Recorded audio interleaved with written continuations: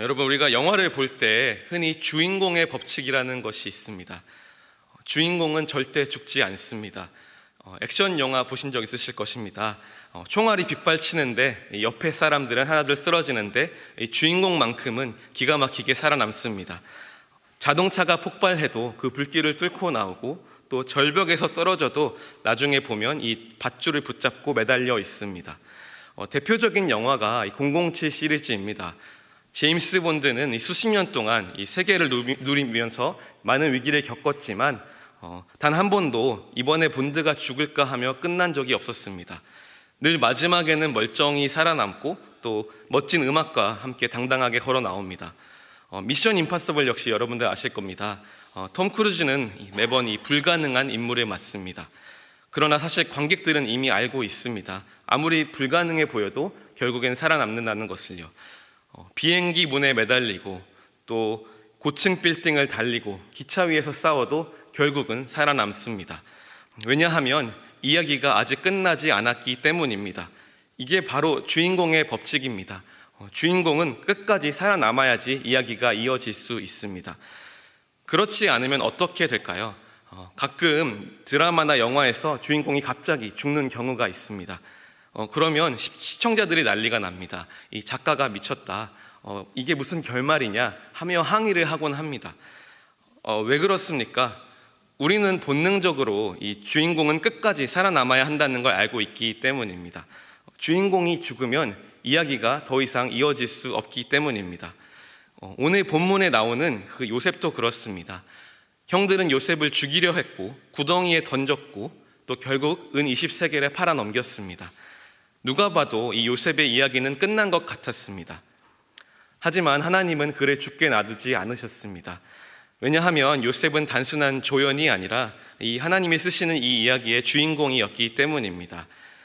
그렇다면 오늘 본문에서 우리가 발견할 수 있는 첫 번째 사실은 이것입니다. 하나님이 쓰시는 주인공은 결코 사라지지 않습니다. 우리 21절부터 22절 말씀 함께 읽겠습니다. 르우벤이 듣고 요셉을 그들의 손에서 구원하여 이르되 우리가 그의 생명은 해치지 말자. 르우벤이 또 그들에게 이르되 피를 흘리지 말라. 그를 광야 그 구덩이에 던지고 손을 그에게 대지 말라 하니 이는 그가 요셉을 그들의 손에서 구출하여 그의 아버지에게로 돌려보내려 함이었더라. 아멘. 형들은 요셉을 죽이려 했습니다. 동생을 그 미워하는 마음이 극에 달했을 때 르우벤이 나섭니다. 피를 흘리게 하지는 말자. 그냥 구덩이에 던지자. 겉으로는 동생을 향한 분노의 이야기 같았지만 성경은 르우벤의 마음에 다른 의도가 있었음을 알려줍니다. 그는 나중에 요셉을 구해서 아버지에게 돌려보내려 하였습니다. 근데 여기서 중요한 것은 이 르우벤이 선한 의도가 있었느냐 아니었느냐가 아니라 하나님께서 르우벤의 입술을 사용하셔서 이 요셉의 생명을 지키셨다는 사실입니다. 요셉의 인생은 지금 끝나는 것 같았지만 하나님의 이야기는 아직 시작 단계였기 때문에 결코 죽게 놔두지 않으셨습니다. 우리 23절에서 24절 말씀 다시 한번 읽겠습니다. 요셉이 형들에게 이르매 그의 형들이 요셉의 옷 곧 그가 입은 채색 옷을 벗기고 그를 잡아 구덩이에 던지니 그 구덩이는 빈 것이라 그 속에 물이 없었더라. 형들이 요셉의 이 채색 옷을 벗기고 구덩이에 던졌습니다. 그런데 성경은 굳이 이렇게 기록합니다. 그 구덩이는 비어있고 물이 없었더라. 그냥 구덩이에 던졌더라고만 해도 충분한데 굳이 물이 없었더라고 기록한 이유는 무엇일까요? 만약 그 구덩이에 물이 가득 차 있었다면 아마 요셉은 물에 빠져 죽었을 것입니다. 그러나 하나님은 이 빈 구덩이를 준비하셔서 요셉이 죽지 않도록 이 살 길을 예비하신 것이었습니다.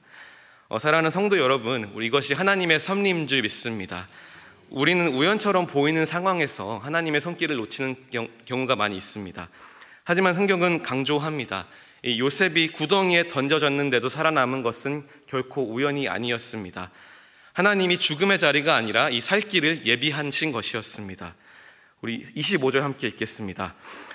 그들이 앉아 음식을 먹다가 눈을 들어본즉 한 무리의 이스마엘 사람들이 길르앗에서 오는데 그 낙타들의 향품과 유향과 몰약을 싣고 애굽으로 내려가는지라.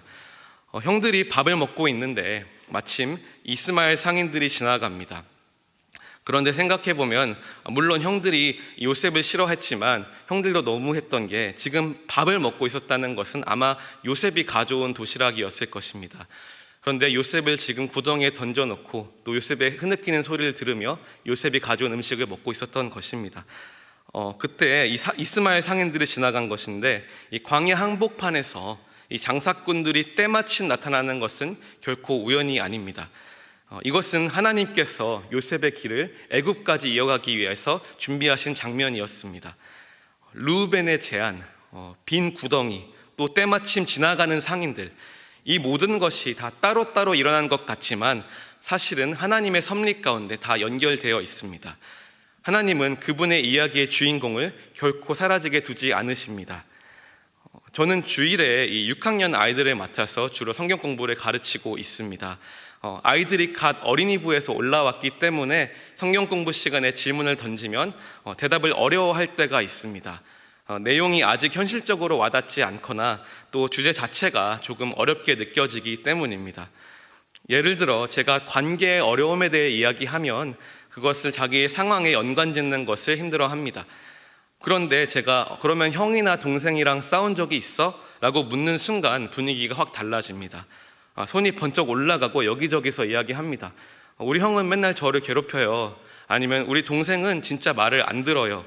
평소에는 단합이 잘 안 되다가도 이 주제만 나오면 갑자기 하나가 돼서 또 공감하는 모습을 보여줍니다. 형제 갈등이라는 게 그만큼 누구에게나 실감나는 현실이기 때문입니다. 요셉도 그랬습니다. 물론 우리가 일반적인 형제들의 갈등과는 비교할 수 없겠지만 그는 형들의 미움 속에 버려졌습니다. 그러나 그 형제들의 미움조차도 요셉을 끝낼 수는 없었습니다. 하나님이 계속해서 길을 예비하셨기 때문입니다. 여기서 우리가 반드시 기억해야 하는 것은 르우벤이나 유다가 요셉을 구한 것이 아니라는 것입니다. 그들은 단지 하나님이 사용하신 도구였을 뿐입니다. 요셉을 지키신 분은 오직 하나님이셨습니다. 에스더서에서도 똑같습니다. 이 하만의 음모로서 유대 민족이 죽게 되었을 때 이 모르드게가 에스더에게 말했습니다. 내가 잠잠하면 구원은 다른 데로 말미암아 임할 것이다. 즉 에스더가 구원자가 아니라 하나님이 구원자라는 말입니다. 우리의 보호자, 우리의 구원자는 언제나 하나님뿐인 줄 믿습니다. 사랑하는 성도 여러분, 우리의 삶에도 이 형제들의 미움 같은 상황, 또 억울한 구덩이 같은 사건, 도저히 우연으로밖에 보이지 않는 그러한 사건들이 있습니다. 그러나 그 모든 순간에도 하나님 그분의 이야기의 주인공들을 가만히 두지 않으십니다. 그러므로 절망하지 않으시기 바랍니다. 나는 끝났다라는 그 사단의 속임수에 속지 마십시오. 우리는 하나님의 이야기 속에서 결코 사라지지 않는 주인공들입니다. 하나님이 길을 예비하시고 우리 반드시 사용하실 줄 믿습니다. 둘째로 하나님은 인간의 악조차 도구로 사용하셨습니다. 우리 26절부터 27절 말씀 함께 읽겠습니다. 유다가 자기 형제에게 이르되 우리가 우리 동생을 죽이고 그의 피를 덮어둔들 무엇이 유익할까? 자, 그를 이스마엘 사람들에게 팔고 그에게 우리 손을 대지 말자. 그는 우리의 동생이요 우리의 혈육이니라 하매 그의 형제들이 청종하였더라. 이번에는 유다가 나섭니다. 그는 형제들에게 이렇게 말합니다. 그냥 죽이지 말고 팔자. 그래야 이익이라도 남지 않겠냐. 겉으로는 동생을 살리려는 제안 같지만 성경은 분명히 말합니다. 그의 말 속에 이익이라는 계산이 들어 있었습니다. 사실상 죽이는 것보다는 차라리 팔아넘기자. 그래야 손해는 안 본다라는 것이었습니다. 참 씁쓸한 순간이죠. 가족을 돈과 이익으로 계산하는 장면은 이 인간의 악함이 얼마나 깊은지를 보여주는 순간이었습니다. 그러나 놀랍게도 하나님은 이 순간조차도 사용하십니다. 유다의 계산적인 제안조차 요셉의 생명을 보존하는 그러한 통로로 바꿔 가신 것입니다. 우리 이제 28절 말씀 함께 읽겠습니다. 그때 미디안 사람들이 지나가고 있는지라 형들이 요셉을 구덩이에서 끌어올리고 은 20에 그를 이스마엘 사람들에게 팔매 그 상인들이 요셉을 데리고 애굽으로 갔더라. 결국 요셉은 은 20세겔, 당시 청년 노예의 평균값에 팔려서 애굽으로 내려가게 되었습니다. 인간적으로 본다면 너무 끔찍한 일입니다. 이 한 형제가 다른 한 형제를 돈을 받고 팔아버린 것, 정말 있을 수 없는 그러한 죄인 것입니다. 그러나 하나님은 바로 이 일을 사용하십니다. 요셉이 애굽으로 가게 된 것이 하나님의 큰 그림의 시작이었기 때문입니다. 훗날 요셉은 형들에게 이렇게 말합니다. 당신들은 나를 해하려 하였으나 하나님은 그것을 선으로 바꾸사 많은 사람을 살리게 하셨습니다. 형들은 요셉을 망하게 하려 하였습니다. 그러나 하나님은 그들의 악의조차도 도구로 사용하셔서 선으로 삼으셨습니다. 결국 이 사건은 요셉이 애굽의 총리가 되고 흉년 가운데 많은 생명을 구원하는 그 길을 열게 되었습니다. 우리 삶에도 이런 악역들이 있습니다. 직장에서 이유 없이 나를 괴롭히는 사람, 또 학교에서 힘들게 하는 친구, 또 심지어 가정에서 상처를 주는 사람들까지 그들의 말과 행동은 분명 우리를 아프게 하고 우리를 또 낙심하게 합니다. 그러나 분명히 기억하실 것은 그들의 악의가 우리의 이야기를 끝낼 수 없다는 것입니다. 하나님은 그들의 악조차 사용하셔서 결국은 선을 이뤄 가십니다. 그래서 우리는 단순히 그 가운데 억울해하는 데서 멈추지 말아야 합니다. 오히려 그 악한 역할을 감당하는 사람들을 향해 긍휼의 마음을 품어야 합니다. 하나님께서 그들을 내 삶에 두신 이유가 있기 때문입니다. 물론 그들의 악함과 그들의 죄악으로 인하여서 그들을 사용하셨지만 우리의 연단을 위해 그들이 그렇게 사용받고 있는 것입니다. 그들의 악함을 통해서 우리를 단련하시고 또 정금같이 빚어가시는 그 하나님의 손길을 우리가 믿을 수 있어야 합니다. 그래서 우리는 이렇게 고백할 수 있어야 합니다. 저 사람 때문에 힘들지만 하나님께서 나를 다듬어 가시니 감사합니다. 이것은 내가 다른 사람보다 우월하다는 마음이 아닙니다. 오히려 하나님이 내 삶을 주관하신다는 것을 믿기에 가능한 고백인 줄 믿습니다. 사랑하는 성도 여러분, 이 유다가 이 동생을 팔아넘긴 것 분명히 악한 선택이었습니다. 그러나 하나님께서는 그 순간도 요셉을 보존하시고 또 더 큰 길로 인도해 가셨습니다. 우리의 삶에도 그런 악역들이 존재합니다. 그러나 그들이 우리의 이야기를 끝낼 수는 없습니다. 이야기의 주인은 하나님이시기 때문입니다. 어떤 어려움 가운데서도 우리를 이끄시는 주님을 우리가 믿음으로 나아가는 저와 여러분들 되시기를 소망합니다. 우리 말씀을 맺겠습니다. 우리가 영화를 볼 때 주인공은 절대로 죽지 않는다는 걸 알기에 우리가 주인공이 어려움에 빠졌을 때 긴장은 하지만 절대 절망하지는 않습니다. 왜냐하면 이야기가 아직 끝나지 않았다는 걸 알고 있기 때문입니다. 우리의 삶도 그렇습니다.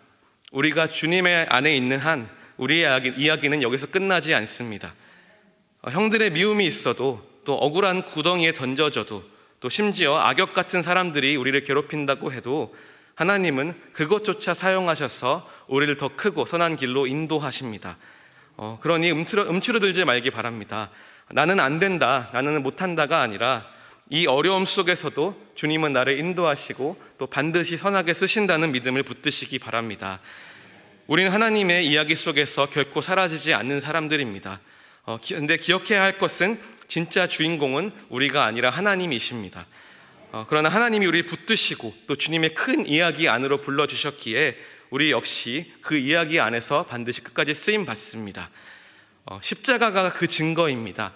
사람들이 예수님을 끝내려 했지만 하나님은 그 십자가를 통해서 온 인류를 구원하셨습니다. 그러므로 우리의 고난 또한 끝이 아닙니다. 오히려 하나님이 새로운 길을 열어가시는 장이 될 수 있습니다. 성도 여러분, 오늘도 우리가 주인공답게 담대히 살아갈 수 있기를 바랍니다. 우리가 기쁨으로 살아가기를 바랍니다. 늘 하나님이 어떻게 우리에게 이야기를 써내려 가실지 또 가장 좋은 길로 인도하시는 주님을 기대하며 살아가는 그러한 저와 여러분들 되시기를 주님의 이름으로 축원합니다.